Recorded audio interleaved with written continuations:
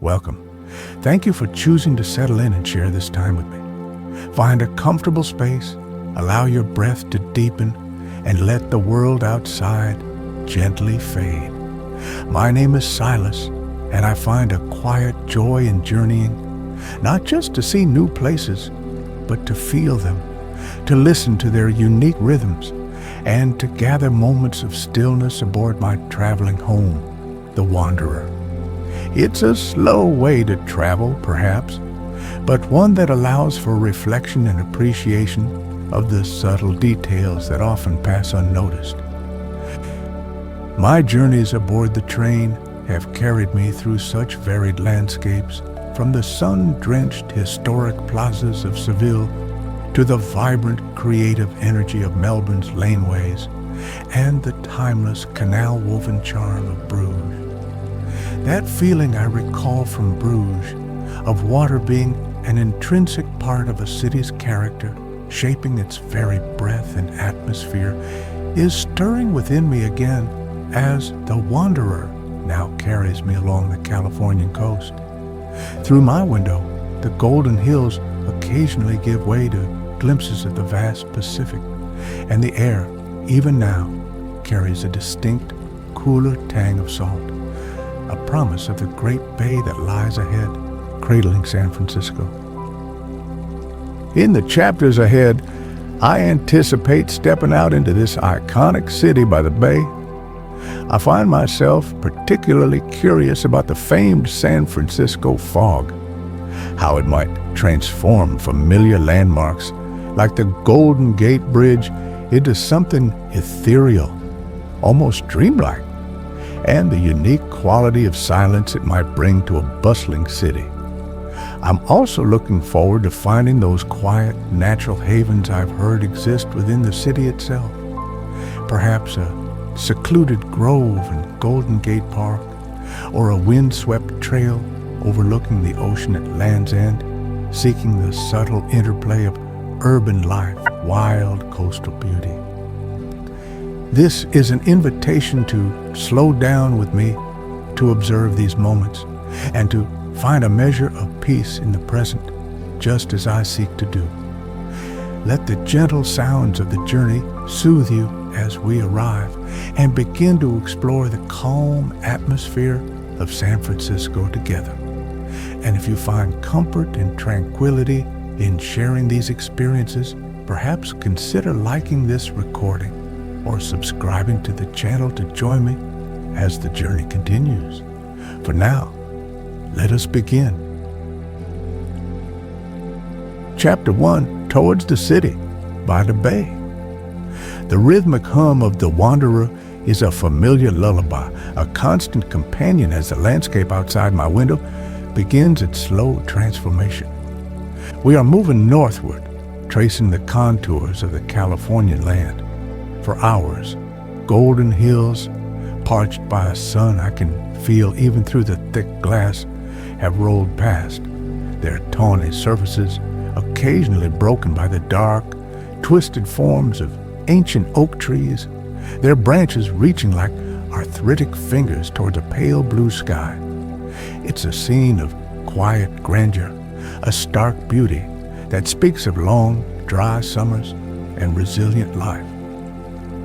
I take a slow sip of my tea, a simple, unadorned brew that warms my hands cupped around the mug. The warmth seeps into me, a counterpoint to the subtle coolness that has begun to thread its way into the air as we draw closer to the coast. The light, too, is changing.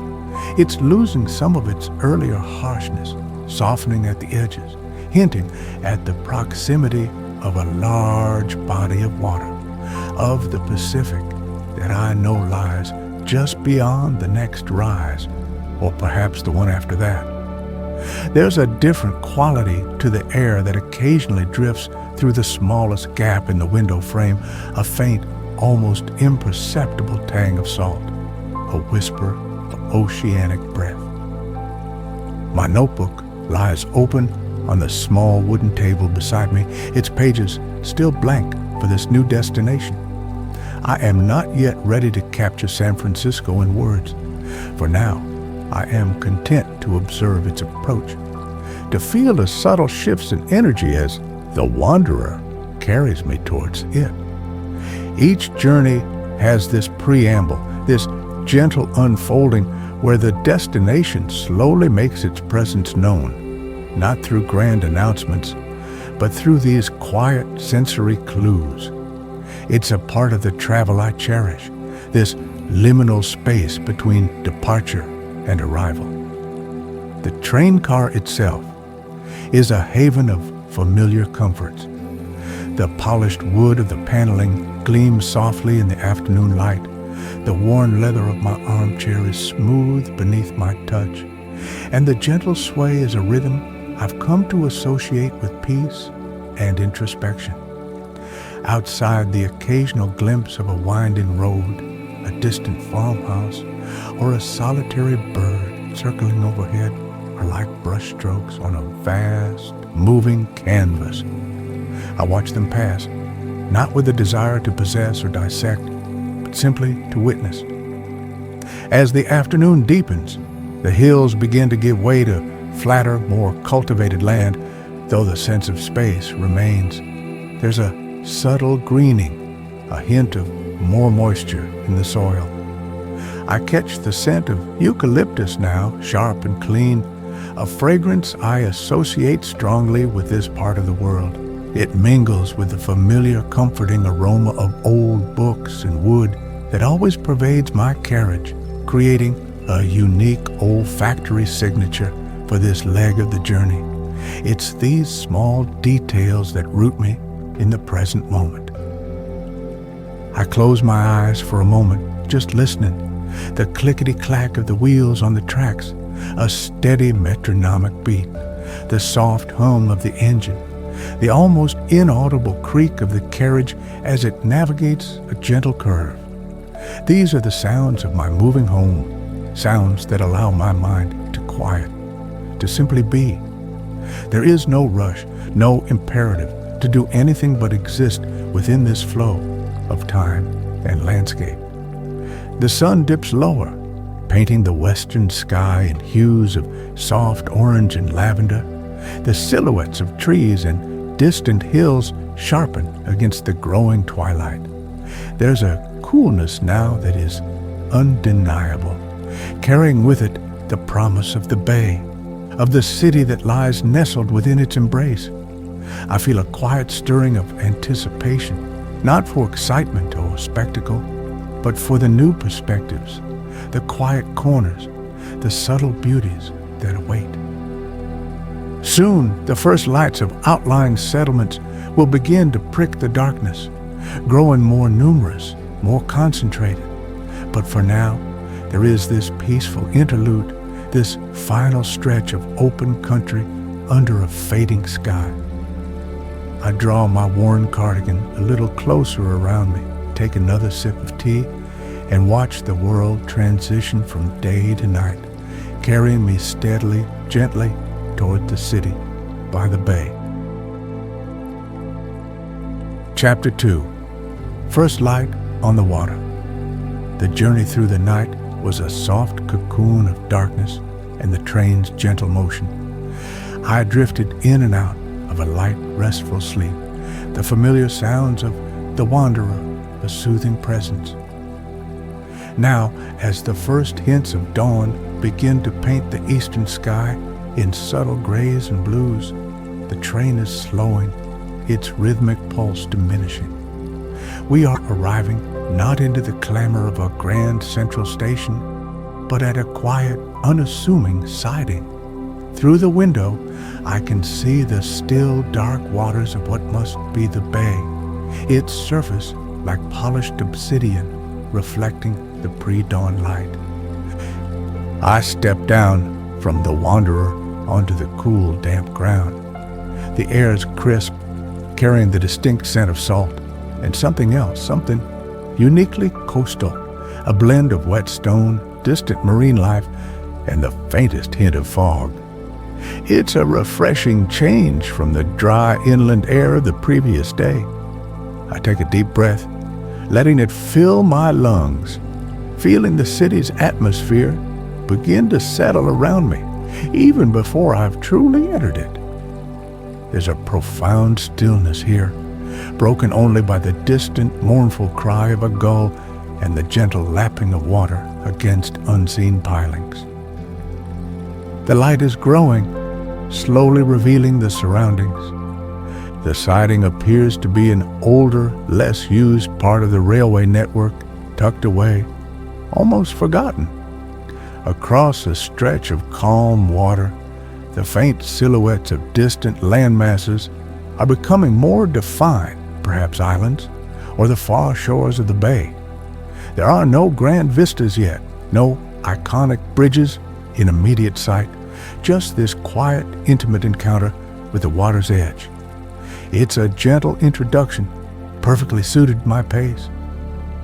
My prearranged car, a simple dark sedan, arrives quietly, its headlights cutting briefly through the dimness.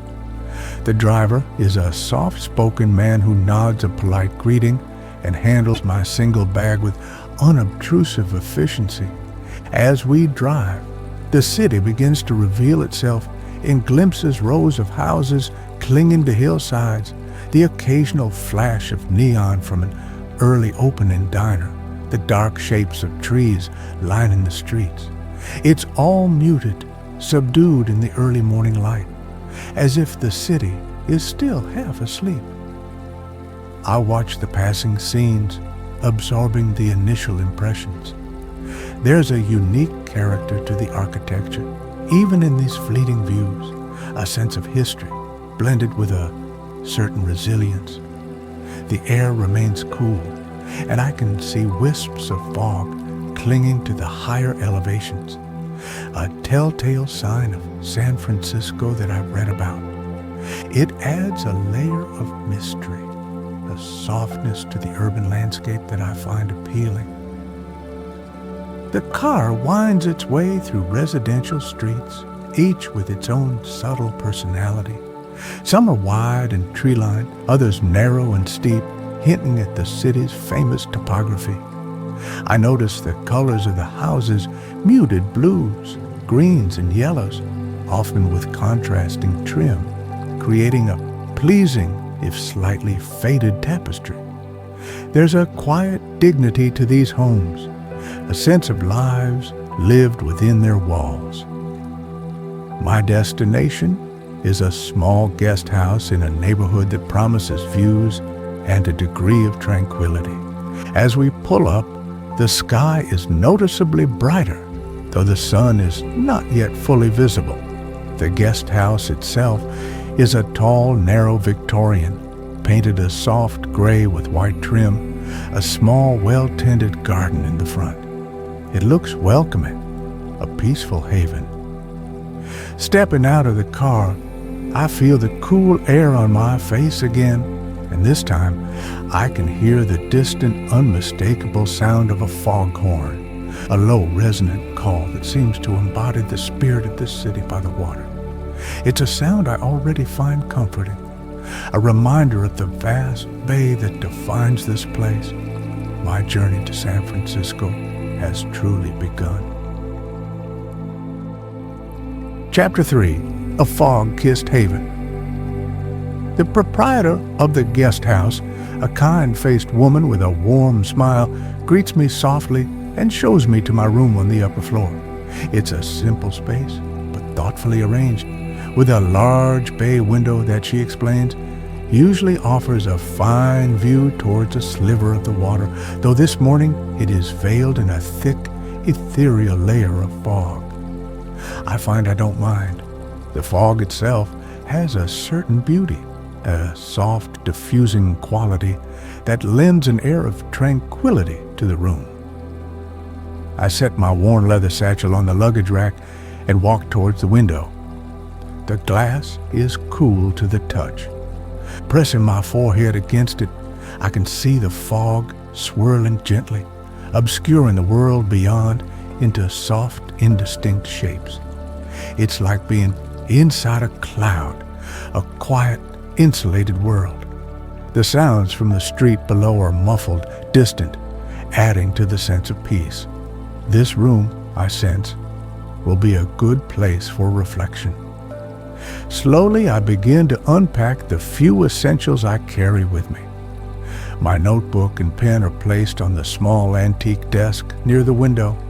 My camera finds a spot on the simple chest of drawers. A well-loved book of poetry is laid on the bedside table. These small rituals of settling in, of creating a temporary personal space, are comforting. They ground me in each new location, making it feel, if only for a short while, like a little piece of home. The room itself has character. The wooden floors creak softly underfoot, a sound I find rather charming.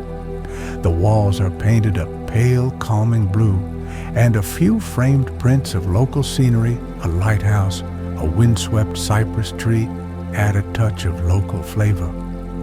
There's a comfortable armchair in the corner, upholstered in a faded floral fabric, perfectly positioned for reading or simply gazing out at whatever the day might reveal. It feels lived in, but clean and cared for. I open the window a crack, and the cool, moist air, heavy with the scent of the nearby sea and damp earth, drifts in. With it comes the faint, rhythmic clang of a distant cable car bell, a sound so intrinsically San Franciscan. It's a gentle reminder of the city's pulse, even from this quiet perch.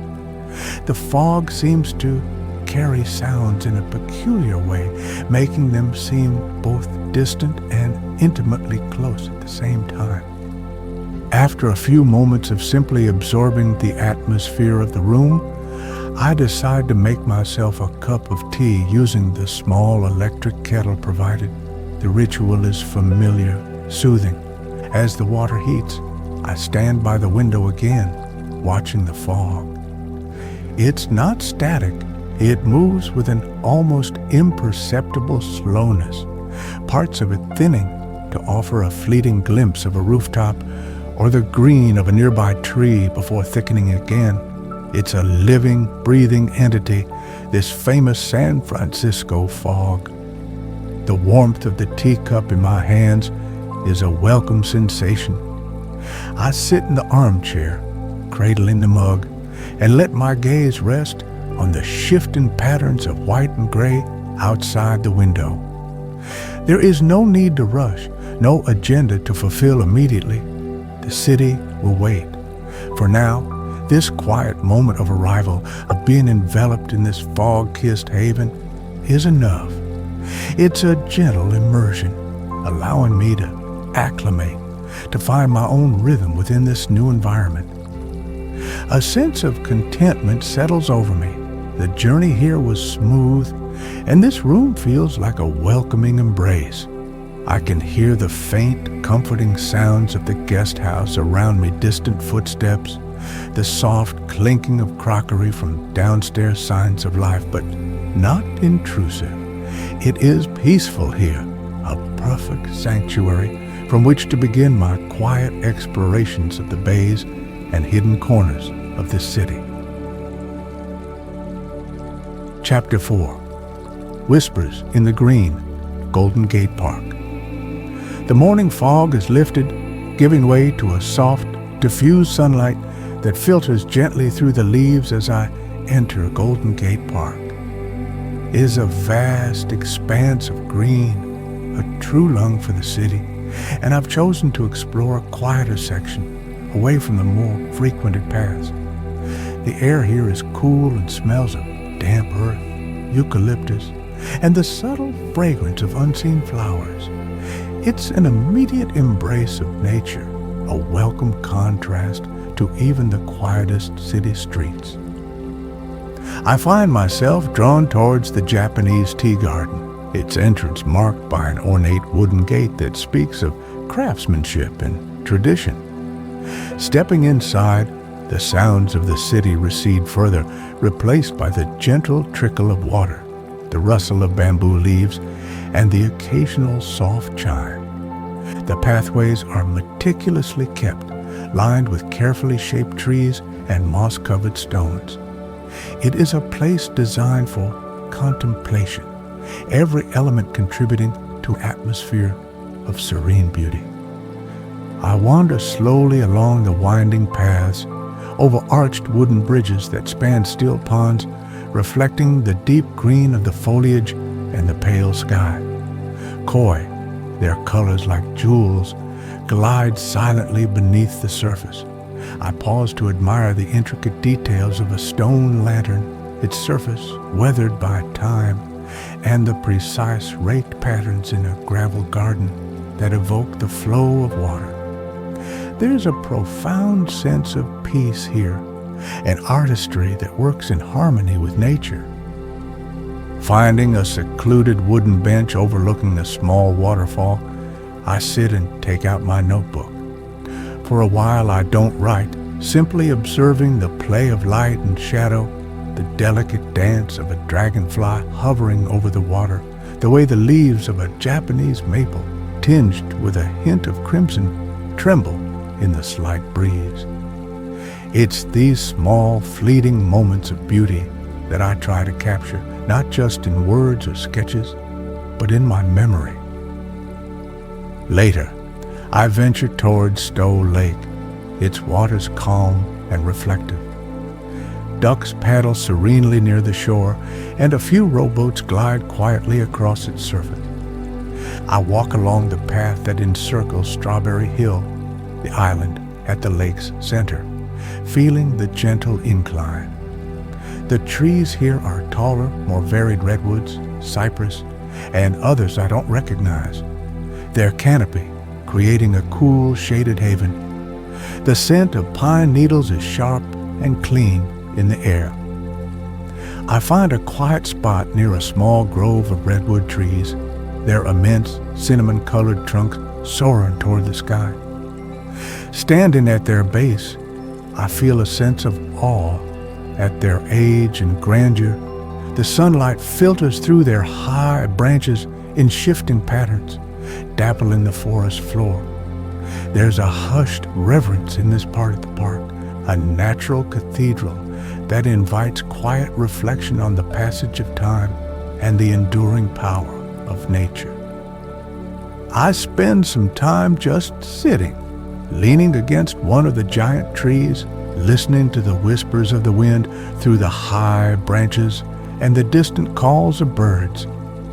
It's moments like these, immersed in the quietude of the natural world, that recharge my spirit. The park is a gift, a carefully preserved wilderness within the urban sprawl, offering solace and a connection to something ancient and vital. As the afternoon begins to wane, I slowly make my way back towards the park's edge, feeling refreshed and calm. The whispers in the green have spoken to me of peace, of resilience, and of the simple, profound beauty that can be found when one takes the time to look and listen. Golden Gate Park has offered a different kind of bay today, a bay of tranquility, nestled within its verdant heart. Chapter 5. The Bridge in Morning Mist. This morning, I rise before the sun, a specific purpose guiding my steps. I want to see the Golden Gate Bridge, not as a mere tourist attraction, but as an entity embraced by its signature morning mist. I found my way to a quiet stretch of Baker Beach, its sands cool and damp beneath my shoes. The air is thick with salt and the chill of the pre-dawn, and the Pacific whispers rhythmically as small waves curl and dissolve upon the shore. Across the water, where the bridge should stand, there is only a vast, shifting curtain of gray fog. It's an almost impenetrable wall, silent and immense. I can hear the low, sonorous call of a foghorn, a sound that seems to come from the very heart of the mist, a mournful yet comforting guide for unseen vessels. There's a certain drama to this shrouded view, a sense of anticipation for what the rising sun might reveal. I find a weathered log washed high up on the beach and sit, pulling my collar tighter against the chill. The sand is scattered with small, iridescent shells and smooth gray stones. A few sandpipers scurry along the water's edge, their tiny legs a blur as they probe the wet sand for breakfast. They are the only other visible life in this muted, monochromatic world. The solitude is profound, peaceful. As the first rays of the sun begin to touch the very highest layers of the fog far above, a subtle change begins. The dense gray starts to glow from within, taking on a pearlescent quality. Slowly, almost imperceptibly, the mist begins to shift and thin in places. And then, a moment of pure magic. A deep, vibrant orange-red pierces through the swirling gray, the very top of one of the bridge's towers, seemingly floating, disconnected from the earth. Gradually, more of the structure reveals itself.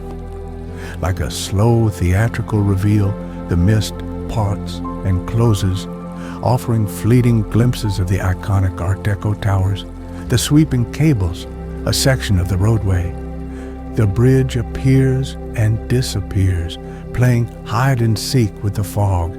Its famous international orange color is incredibly vivid against the soft, muted tones of the mist and the pale water, a bold stroke of human creation against a canvas of natural ephemeral beauty.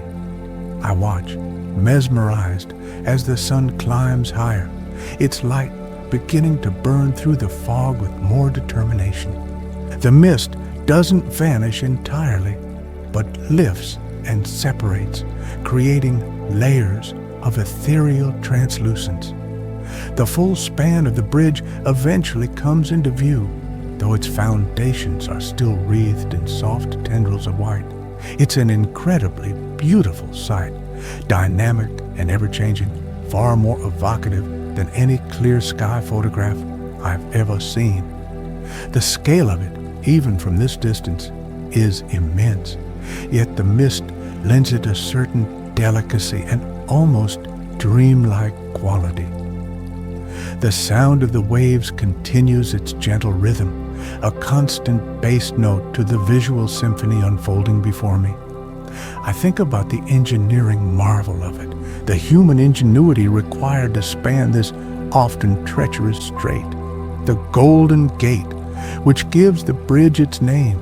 Yet here, softened by the mist, it feels less like a feat of rigid steel and concrete, and more like a part of the landscape, a graceful arc connecting two headlands. As the morning progresses and the fog continues its slow retreat out toward the ocean, I finally take out my camera, not to capture a definitive image, but to try and record some of the feeling of this moment, the interplay of light, mist, and monumental structure. But mostly, I just sit and absorb it, feeling the cool air on my face, listening to the sounds of the bay awakening, and appreciating this quiet, personal encounter with one of the world's most famous landmarks, revealed in its most enchanting attire. Chapter 6. Echoes of North Beach. The sun, now higher in the sky, casts a warmer light on the city as I make my way to North Beach. I've chosen this mid-morning hour hoping for a quieter experience, a chance to sense the lingering echoes of its storied past before the day's full energy takes hold. The streets here are narrower than in other parts of the city, lined with 3- and 4-story buildings that have a distinctly European feel, many adorned with faded paint and ornate ironwork. I start my walk near Washington Square, the green expanse still relatively peaceful.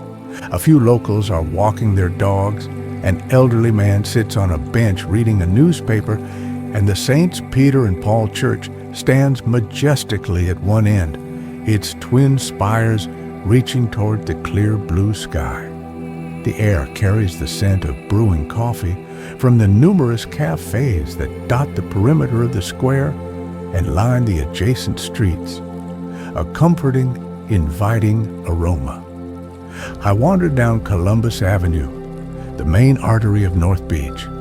Even at this hour, there's a certain bohemian spirit that clings to the place. I pass by City Lights Bookstore, its iconic sign a beacon for literary pilgrims. I pause for a moment, looking at the window displays filled with books that challenge and provoke thought. I don't go in just yet, content for now to observe its presence, a silent testament to the Beat Generation writers who frequented its shelves and gave this neighborhood much of its fame. My steps lead me onto the side streets, where the true character of Old North Beach seems to reside. Here, small Italian delicatessens with hand-painted signs sit alongside dusty antique shops and tiny, unassuming bakeries where the aroma of fresh bread is almost intoxicating.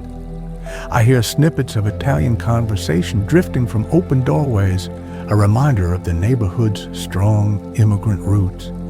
The buildings are painted in a mix of vibrant and sun-faded colors, creating a charmingly eclectic streetscape. I find a small, unpretentious cafe with a few tables on the sidewalk. The sign in the window, written in chalk, simply says, "Espresso Pastries." I go inside. It's cool and slightly dim, the walls adorned with old black and white photographs of Italian families and scenes of San Francisco from decades past. I order a cappuccino and a simple pastry and take a seat by the window, watching the slow rhythm of the neighborhood unfold. The cappuccino arrives rich and frothy, the pastry crisp and light. I sip and observe. An old woman with a shopping trolley shuffles past, nodding to someone across the street. A young artist with a portfolio under his arm strides purposefully by. The gentle clatter of cups and saucers from behind the counter, the murmur of quiet conversation from other patrons, it's a soundscape of everyday life, unhurried and authentic. Oh, I think about the writers, poets, and artists who once walked these same streets: Kerouac, Ginsberg, Ferlinghetti. Their ghosts seem to linger in the air, in the worn cobblestones, in the very names of the alleyways. There's a palpable sense of history here, not of grand events, but of ideas nurtured, of a counterculture finding its voice. It's a subtle energy, but it's definitely present, an echo that resonates with anyone who appreciates the power of words and pursuit of a different way of seeing the world. Finishing my coffee, I step back out into the strengthening sunlight. North Beach, even in its modern incarnation, retains a unique charm. It's a place where the past is not entirely erased, where the echoes of its vibrant history can still be heard if one listens carefully enough. My quiet stroll has been a gentle immersion into its distinctive atmosphere, a reminder that some places hold onto their soul with a quiet tenacity. Chapter 7. Pacific's Edge, Land's End. This afternoon, I seek the wilder edge of San Francisco, the place where the city meets the full force of the Pacific Ocean.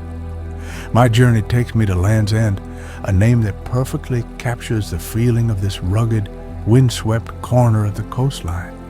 The trails here are a network of paths that wind along dramatic cliffs, offering breathtaking views of the churning sea below and the Golden Gate Bridge from a new, more distant perspective.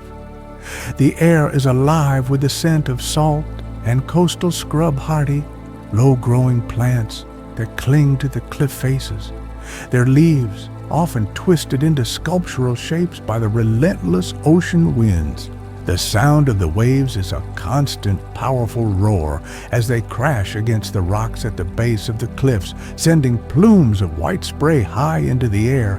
It's a raw, elemental sound that speaks of the ocean's immense power. I follow a well-trodden dirt path that hugs the contours of the land. To my left, the cliffs drop away steeply to the turbulent water. To my right, dense thickets of cypress and pine trees offer some shelter from the wind. The sun is bright, but the wind has a distinct chill to it, a reminder of the ocean's cool breath. Seabirds, gulls, pelicans, and cormorants wheel and dive overhead, their cries carried on the wind. The trail leads me towards the ruins of the Sutro Baths. Once a grand glass-enclosed swimming complex, all that remains now are the concrete foundations and skeletal walls, like the bones of some ancient beached creature. Waves surge and retreat through the crumbling structures, slowly reclaiming them. I stand for a while looking down at the ruins, imagining the laughter and activity that once filled this place, now surrendered to the relentless power of nature and time. It's a poignant reminder of impermanence. Further along, the trail opens up to a stunning vista. The Golden Gate Bridge stands framed between two dark headlands, looking almost delicate from this distance. Its orange-red, a striking contrast to the deep blue of the ocean and the paler blue of the sky. I can see ships, tiny from this vantage point, making their way into or out of the bay, passing beneath the iconic span. It's a view that combines natural grandeur with human artistry in a truly spectacular way. I find a weathered wooden bench strategically placed at a viewpoint, overlooking a particularly dramatic stretch of coastline where jagged black rocks jut out into the surf. I sit for a long time simply watching the waves. There's a mesmerizing rhythm to their ceaseless motion, a cycle of build-up, crash, and retreat that is both powerful and soothing. The sheer energy of the ocean is palpable, a force that has shaped this landscape over millennia. The wind tugs at my jacket, and the sun warms my face.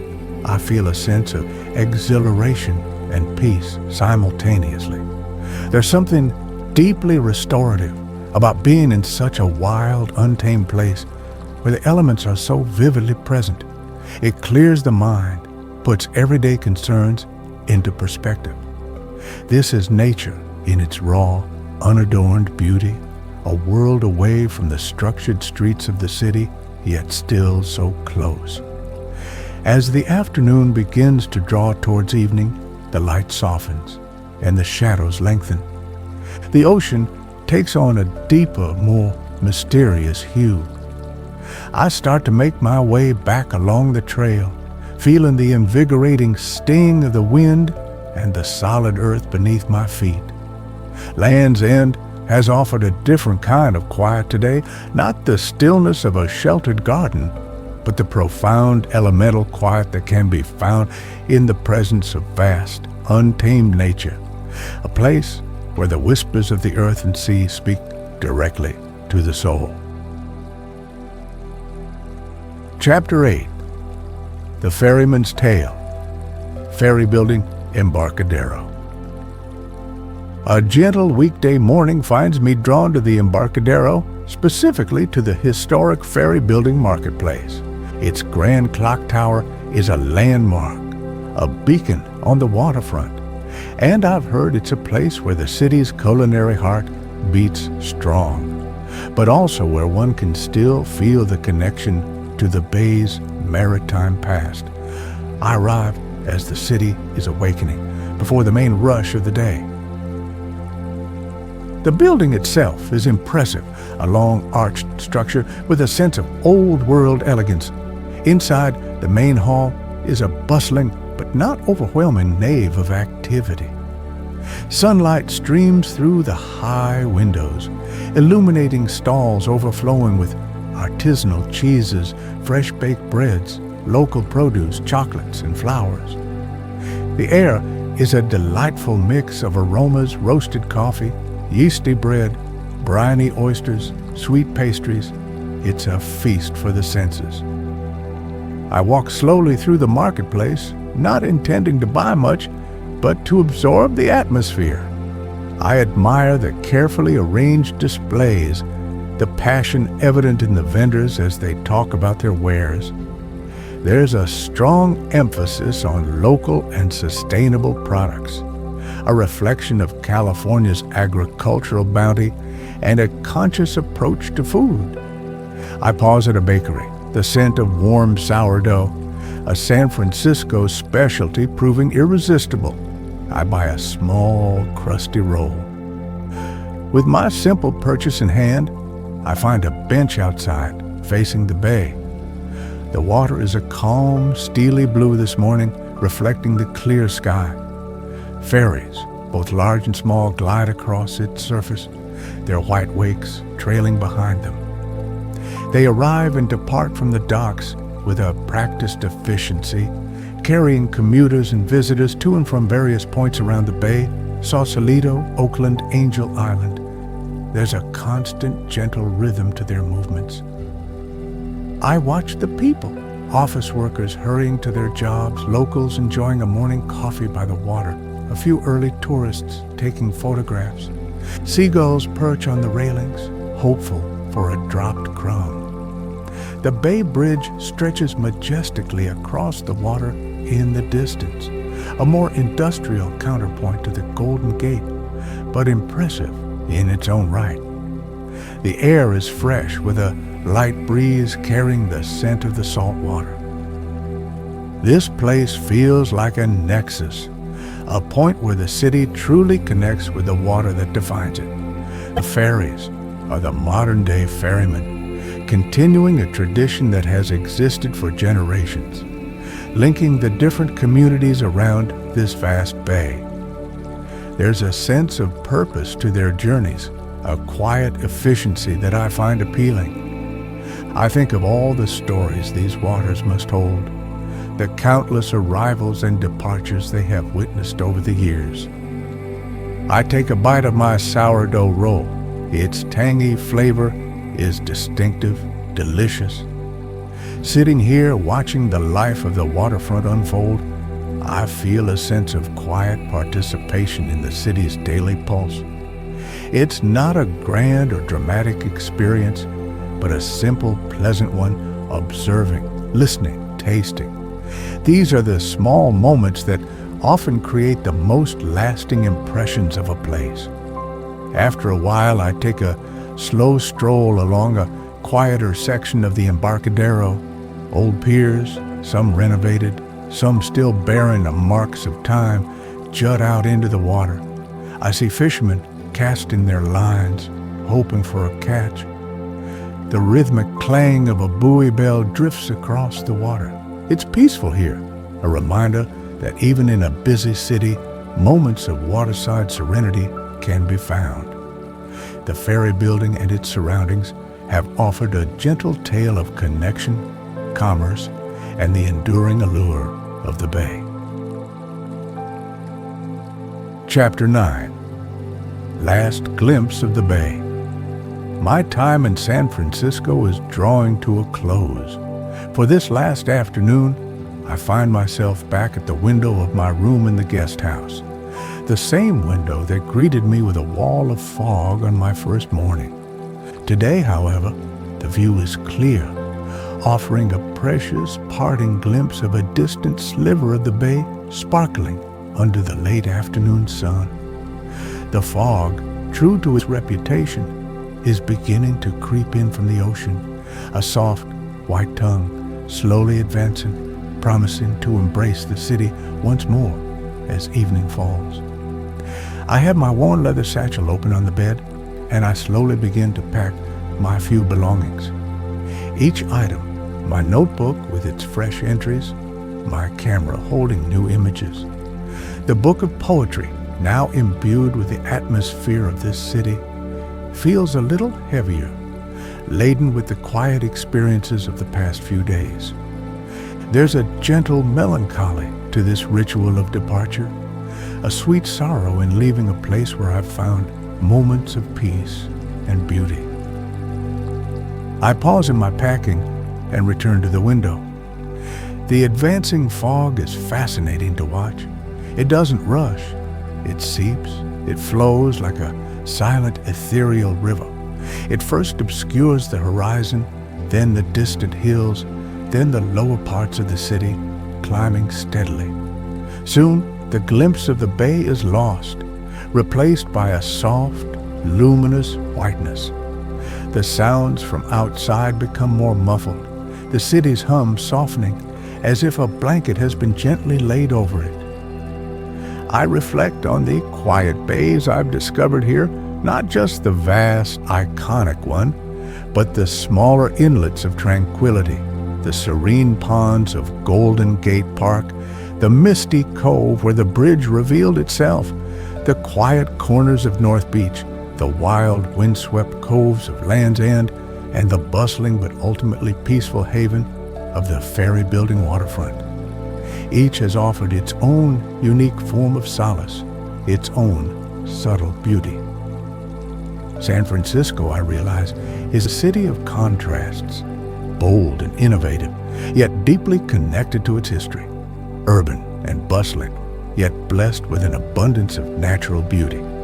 The fog itself is a perfect metaphor for this. It can obscure, but it also softens, creates mystery, and forces one to look more closely at what is immediate, what is present. It encourages a certain introspection, a turning inward, which aligns perfectly with my own inclinations. My packing is complete. The satchel sits ready by the door. I take one last long look around the room, the simple desk where I wrote, the comfortable armchair where I sat and watched the fog, the window that has been my portal to the city's moods. It has been a good haven, this fog-kissed room. I feel a sense of gratitude for its shelter, for the quiet it has afforded me. The light outside is fading now, the fog casting an early twilight. I can hear the distant, familiar call of a foghorn, a sound that will forever be linked in my memory with this city. It's a sound of departure, but also a sound of enduring presence, a reminder that the bay and its city will remain, wrapped in their misty embrace long after I have gone. Ciao. I close my eyes for a moment, fixing the feeling of this place in my mind, the cool air, the scent of the sea, the muted sounds, the soft light. It's time to move on, to carry these impressions with me as the wanderer takes me to new horizons. But a part of San Francisco, its quiet bays and gentle spirit, will journey with me. Chapter 10. Westward Bound, Memories Held. The familiar rhythmic hum of the wanderer fills my carriage once more. We are pulling away from San Francisco, not with a grand departure, but with the same quiet discretion that marked my arrival. Through the large window, I watch as the city lights begin to recede, twinkling like scattered jewels against the darkening hills, their glow softened by the ever-present evening fog that has now fully enveloped the lower parts of the city. The train picks up speed, and the clickety-clack of the wheels on the tracks becomes a steady, comforting beat. It's the sound of transition, of movement, but also of a return to a familiar sanctuary. My small moving home welcomes me back, its polished wood and worn leather offering their silent comfort. I settle into my armchair, the worn leather satchel resting beside me, a repository of recent memories. I don't open my notebook immediately. Instead, I gaze out at the fading landscape. The last vestiges of the city give way to darker, more open spaces. The fog illuminated from below by the unseen city, creates a luminous blanket that stretches towards the horizon. It feels like we are sailing away from a softly glowing island, leaving its mysteries behind, yet carrying its essence within us. The impressions of San Francisco are still vivid in my mind, the vibrant orange of the Golden Gate Bridge against the ethereal mist, the deep, resonant call of the foghorns, the scent of eucalyptus and salt in Golden Gate Park, the taste of sourdough bread by the bay, the rugged beauty of Land's End with the Pacific crashing below. These sensory details are the anchors of memory, the small fragments that combine to form a rich tapestry of place. I think of the city's unique character, its ability to blend a certain freewheeling spirit with a deep appreciation for its history and its stunning natural setting. It's a city that seems comfortable with its contradictions, a place where fog and sunlight, innovation and tradition, urban density and wild nature coexist in a dynamic, compelling way.